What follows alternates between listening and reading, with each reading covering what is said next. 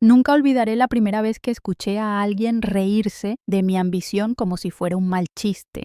Fue el día en que me di cuenta de que en el mundo corporativo el talento no siempre abre puertas. A veces esas puertas están bien cerradas por quienes más temen que alguien como tú entre y cambie las reglas del juego. Me llamo Valeria Quintana. Tengo 43 años y durante casi 6 años fui una pieza fundamental en una reconocida firma de análisis estratégico ubicada en Monterrey. Cada mañana llegaba antes que todos, cada noche salía después. Nunca rechacé una tarea, por más difícil o ingrata que fuera. Me consideraba parte de algo más grande. Lo que no sabía era que para mi jefa directa yo era una amenaza disfrazada de subordinada obediente. Ella se llamaba Lorena Bustamante. Impecable, altiva, calculadora, de rostro sereno, voz suave y sonrisa sin alma. Durante años disfrazó con amabilidad su desprecio hacia mí, manteniéndome en el mismo cargo, ignorando mis logros, saboteando silenciosamente cada una de mis oportunidades de crecimiento. Pero yo, ingenuamente, creía que si trabajaba duro y con integridad, tarde o temprano sería reconocida, hasta que un día todo cambió. Era un miércoles gris de octubre. Afuera llovía con fuerza, y dentro de la oficina el ambiente era aún más sombrío. Caminaba por el pasillo con una carpeta en mano, cuando escuché sin querer una conversación que heló mi sangre. La puerta de la oficina de Lorena estaba entreabierta. Ella hablaba con Matías Reverte, el consultor estrella, un hombre carismático y ambicioso que había llegado solo 2 años atrás y ya ocupaba un cargo que a mí me habían prometido 2 veces. Valeria, decía Lorena riéndose suavemente, es demasiado blanda. No tiene el carácter para dirigir, no tiene instinto. Es eficiente, sí, pero le falta ese algo, esa chispa que tienen los verdaderos líderes. Además, el CEO no la considera parte del perfil que busca para el nuevo esquema. Matías respondió con tono complaciente, pero lo que más dolió fue escuchar cómo se referían a mí como si fuera invisible, como si todos mis años de entrega no significaran nada. Salí de ahí con el alma hecha pedazos. Esa noche, al llegar a casa, encendí mi laptop y empecé a escribir. No una carta de renuncia, no una queja formal. Escribí una lista detallada de todos los proyectos en los que había trabajado, de los errores que había corregido, de los contratos que había rescatado, de las crisis que había enfrentado sin ayuda. Y mientras escribía, empecé a ver un patrón que antes no había notado. Muchos de mis informes y análisis más exitosos habían sido presentados bajo el nombre de Matías. Él se llevaba el crédito y Lorena lo permitía. Pero lo más inesperado vino a la mañana siguiente. Apenas puse un pie en la oficina, el asistente del director general me interceptó en recepción. Un joven de gesto serio me miró y dijo: «Señora Quintana, el señor Emilio Aranda desea reunirse con usted ahora mismo, en su oficina del último piso». Emilio Aranda, el CEO, el hombre que era más una leyenda que una presencia real. Nunca en mis años allí me había dirigido directamente la palabra. Subí en silencio. El ascensor parecía moverse más lento que nunca. Mi mente corría a 1000 por hora. ¿Me iban a despedir? ¿Habían descubierto algún error? ¿O me habían escuchado? La oficina de Emilio era exactamente como la imaginaba. Austera, elegante, con ventanales que ofrecían una vista panorámica de la ciudad. Él estaba de pie, de espaldas, observando la lluvia.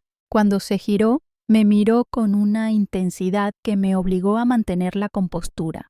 «Valeria», dijo con voz firme, «gracias por venir. Por favor, tome asiento. Necesito hablar con usted sobre algunas observaciones que me han llegado en los últimos meses». Mi estómago se encogió. Sentí que todo lo que había construido pendía de un hilo, pero lo que escuché después me dejó sin aliento. Me senté con el corazón latiendo como un tambor dentro del pecho. Emilio no hablaba con prisa. Me observaba con calma, como si quisiera medir mis reacciones antes de decir algo importante. Luego tomó un portafolio que tenía sobre su escritorio y lo abrió. Sacó varias hojas que reconocí al instante. Eran informes míos, con fechas y títulos que conocía de memoria. Pero en todos ellos, el nombre que figuraba como autor no era el mío, era el de Matías. Sentí que el aire se volvía más denso. Emilio cruzó las manos sobre la mesa y me dijo que durante los últimos meses había estado revisando a fondo ciertos patrones en el rendimiento del departamento. Había recibido comentarios, observaciones anónimas, incluso documentos filtrados. Todo apuntaba a una misma conclusión, que parte del trabajo más valioso estaba siendo atribuido sistemáticamente a personas que no lo habían realizado. Y el nombre que más aparecía en esos análisis era el mío. No supe qué decir. Temí que cualquier palabra sonara a victimismo o reproche. Pero entonces él agregó que necesitaba de alguien como yo para una tarea confidencial, una investigación interna, una misión delicada que requería de discreción absoluta y un profundo conocimiento de cómo funcionaba el departamento desde adentro. Me ofrecía trabajar directamente con él, reportar solo a él. Tendría acceso a registros, archivos, informes, pero lo más importante, tendría la oportunidad de exponer la verdad, de demostrar con pruebas lo que muchos sabían, pero nadie se atrevía a confirmar. Acepté sin vacilar, no por venganza, no por rabia, sino porque sentí que, por primera vez, tenía una posibilidad real de cambiar las cosas, de que todo mi esfuerzo sirviera para algo más que llenar hojas de cálculo o redactar estrategias que otros presentarían como propias. Los días siguientes fueron un torbellino. Por fuera todo parecía igual. Continuaba sentándome en mi escritorio habitual, saludando a mis compañeros, cumpliendo con las tareas que Lorena me asignaba con la misma frialdad de siempre. Pero por dentro, cada minuto contaba. Comencé a registrar patrones, a revisar correos, a documentar cada anomalía que encontraba. Y lo que descubrí me dejó sin palabras. No era solo Matías quien recibía beneficios indebidos. Lorena estaba manipulando evaluaciones de desempeño, otorgando beneficios personales con fondos de la empresa y en más de una ocasión había compartido información confidencial con externos. Había creado una red de favores y chantajes que atrapaba a quienes no sabían cómo defenderse. Una mañana, mientras organizaba unos archivos que ella me había pedido revisar, escuché una llamada telefónica desde su despacho. Hablaba en voz baja, pero suficiente para que desde donde yo estaba captara fragmentos clave. Mencionaba el nombre de una empresa rival, hablaba de cifras, fechas, planes que todavía no habían sido anunciados públicamente. Y al final, lo más escalofriante, dio instrucciones para que el dinero fuera depositado en una cuenta internacional. Tomé nota de todo, grabé lo que pude y envié la información al equipo de legal y al CEO esa misma tarde. La siguiente fase fue más intensa aún. Fui convocada a una sala de reuniones secreta donde conocí a la abogada corporativa, una auditora externa y un especialista en seguridad tecnológica. Todos estaban ya trabajando en el caso. Yo era el eslabón que faltaba. Me explicaron que lo que había comenzado como una sospecha de favoritismo se estaba convirtiendo en una red de fraude, corrupción interna y posible espionaje empresarial. Tenía miedo, no lo niego, pero también sentía una fuerza interna que nunca antes había conocido. Ya no me sentía pequeña ni invisible, me sentía necesaria. Instalé, con ayuda del equipo, un sistema de monitoreo en el equipo de Lorena. Encontré correos que la vinculaban directamente con proveedores externos, facturas falsificadas, gastos personales disfrazados de eventos corporativos y evidencias de que Matías estaba creando cuentas ficticias para justificar sus gastos y horas extras. Pero lo peor estaba por venir. Una noche encontré un correo de Lorena enviado a un cazatalentos de una empresa rival. En él planeaban no solo llevarse a varios de nuestros mejores consultores, sino también la base completa de clientes más valiosos. Era un golpe maestro, preparado desde hacía meses y con fecha definida. En cuestión de semanas, renunciarían en bloque y dejarían a nuestra firma en ruinas. Llamé a Emilio de inmediato. La gravedad de los hechos exigía acción urgente. Reunió a todo el equipo legal y comenzamos a preparar la ofensiva. La policía financiera fue notificada. Las pruebas eran sólidas, las conexiones claras, los implicados múltiples. Faltaba solo un paso: reunir a todos al mismo tiempo en una sala y revelar la verdad frente a sus rostros. El viernes llegó con un cielo plomizo que parecía anunciar una tormenta no solo en el cielo, sino también dentro de la empresa. Como cada fin de mes, se celebraría la reunión general del departamento de análisis, y esa era la oportunidad que tanto habíamos preparado. Emilio decidió que ese sería el momento de actuar. Todos los involucrados estarían presentes. No habría escapatoria. Me desperté antes del amanecer. Me vestí con la misma sobriedad de siempre, pero con un propósito nuevo. Al llegar a la oficina, saludé a cada compañero como si fuera un día más. Nadie podía notar el huracán que estaba por desatarse. A las 9 en punto, los 20 y tantos empleados del departamento estábamos reunidos en la sala principal. Lorena abrió la reunión como siempre, sonriente, segura, presentando cifras y metas con la misma hipocresía de los últimos años. Matías, a su lado, asentía como si nada pudiera tocarlo. Para ellos era otro día de teatro bien ensayado. Y entonces las puertas se abrieron. Entraron Emilio, la abogada Carmen, 2 hombres en traje oscuro y un auditor con documentos en mano. El silencio cayó como un rayo. Los rostros se congelaron. La atmósfera se volvió densa, irrespirable. Emilio tomó la palabra. Informó, con voz firme y pausada, que se había detectado una serie de irregularidades financieras y éticas dentro del departamento, que se había iniciado una investigación formal, que se habían recopilado pruebas contundentes. Los murmullos comenzaron. Matías se puso rígido. Lorena intentó mantener la compostura preguntando con cortesía forzada si todo eso podía tratarse en privado. Pero la respuesta fue clara: no. La abogada presentó facturas manipuladas, correos electrónicos comprometidos, grabaciones de conversaciones confidenciales. Cada documento, cada evidencia apuntaba directamente a ellos. Y luego llegó el golpe final. La policía financiera entró en escena. Traían órdenes de arresto para Lorena, Matías y otros 2 empleados implicados en la red de encubrimiento y desvío de fondos. El caos fue instantáneo. Algunos se pusieron de pie, otros no podían dejar de mirar incrédulos. Un par de ellos, cómplices menores, intentaron justificarse, pero ya no había vuelta atrás. Cuando esposaron a Lorena, ella me miró fijamente. Sus ojos, siempre fríos, brillaban de furia. Me llamó traidora. Pero yo no había traicionado a nadie, solo había hecho lo correcto. La verdad, por fin, había salido a la luz. Emilio me pidió que dijera unas palabras. Me levanté despacio, con el corazón latiendo con fuerza.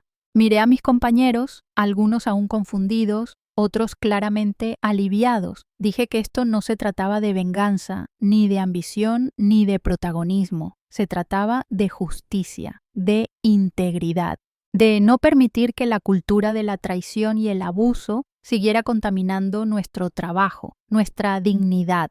Los aplausos que siguieron no eran solo para mí, eran para una nueva etapa, una promesa silenciosa de que las cosas cambiarían. Los días siguientes fueron intensos. Colaboré con el equipo legal, entregué mi testimonio formal, participé en reuniones de reconstrucción. La firma se comprometió a reformar sus prácticas internas desde las raíces. Se implementaron protocolos de ética, canales seguros para denuncias y auditorías internas regulares. Y entonces llegó la noticia que no esperaba. Emilio me ofreció un nuevo cargo, directora de análisis estratégico. Un puesto que jamás creí alcanzar, no porque no lo mereciera, sino porque durante años me habían hecho creer que no lo haría. Acepté con una mezcla de orgullo, gratitud y humildad. Desde mi nueva oficina, con vista al parque, comencé a reconstruir el equipo. Promovía a empleados jóvenes que habían demostrado ética y compromiso, algunos de los cuales también habían sido víctimas silenciosas del viejo régimen. Cada decisión que tomaba llevaba una pregunta en el corazón. ¿Esto sirve para crear una cultura más justa? Una tarde, mientras revisaba candidaturas para nuevas contrataciones, recibí una llamada inesperada. Era María Ortiz, una antigua secretaria que había trabajado con Lorena años atrás. Me felicitó. Dijo que se sentía orgullosa de haber contribuido, aunque fuera indirectamente, al cambio que estábamos viviendo. Me confesó que tiempo atrás había enviado un informe anónimo al CEO advirtiendo sobre la cultura tóxica del departamento. Ella fue quien encendió la chispa. Le agradecí desde el fondo de mi alma. Sin su valor, quizás nada de esto habría ocurrido. Esa noche, al regresar a casa, me senté en silencio junto a la ventana. Afuera, la ciudad brillaba como si no supiera nada de lo que había sucedido. Pero yo sí lo sabía. Sabía lo que había costado llegar hasta ahí. Sabía cuántas veces había dudado de mí misma, cuántas veces había pensado en rendirme, pero no lo hice, y ahora por fin podía empezar a construir algo que valiera la pena. Habían pasado 3 meses desde aquel viernes que cambió todo. Lorena y Matías aceptaron sus delitos en un juicio breve pero contundente. Ella fue condenada a 3 años de prisión y a devolver una suma considerable de dinero. Matías recibió 2 años por fraude y manipulación de documentos. Otros 2 empleados, implicados como cómplices menores, fueron sancionados con suspensión laboral y tareas comunitarias. Pero lo más importante no fueron las sentencias, fue lo que ocurrió dentro de la empresa después de la tormenta. Por primera vez en años se respiraba un aire nuevo. Las reuniones se volvieron espacios de colaboración real. Los jóvenes empleados, antes silenciados por miedo o indiferencia, comenzaron a hablar, a proponer, a crecer. Yo me aseguré de estar siempre disponible para ellos. Mi puerta estaba abierta. Mi atención presente. Había aprendido en carne propia lo que era sentirse invisible. Y me había prometido que nadie más pasaría por lo mismo. Emilio cumplió su promesa. Creó un nuevo programa de ética corporativa, donde se valoraba la transparencia por encima de la política y la integridad por encima del poder. Me ofreció liderarlo como vicepresidenta de integridad organizacional. Un cargo nuevo, estratégico, con alcance en todas las divisiones de la empresa. Acepté, pero con una condición: establecer un programa de mentoría para empleados que enfrentaran discriminación o bloqueo de carrera. Quería asegurarme de que el talento no volviera a perderse por el miedo, ni la injusticia volviera a enraizarse en silencio. Un año después, daba charlas a los nuevos empleados sobre ética y valores. Hablaba no como una teórica, sino como alguien que había vivido en carne propia lo que significaba nadar contra corriente. Les decía que la integridad no es un adorno que uno se cuelga cuando todo va bien. Es la fuerza que te sostiene cuando todo va mal. Es la brújula que te orienta cuando todo lo demás parece perdido. Una joven se me acercó después de una de esas charlas. Se llamaba Camila. Me recordó a mí años atrás. Me dijo que su supervisor estaba tomando crédito por su trabajo y que no sabía qué hacer. La escuché, la orienté. Y semanas después, Camila fue reconocida formalmente por su proyecto. Eso era lo que quería construir. Una cultura donde hacer lo correcto no fuera una excepción, sino la norma. Y entonces, un día cualquiera, sucedió lo inesperado. Recibí una llamada. Era Lorena. Su voz sonaba diferente, quebrada, humana. Me dijo que estaba en terapia, que había reflexionado sobre todo lo que había hecho, que la envidia y el miedo la habían cegado, que no pedía perdón para limpiar su nombre, sino porque necesitaba decirlo, reconocerlo, aceptar que lo que había hecho no tenía justificación. Guardé silencio, no porque quisiera hacerla sentir mal, sino porque necesitaba procesar que la mujer que me había menospreciado durante años ahora me reconocía como alguien valiosa. Finalmente le dije que aceptaba su disculpa.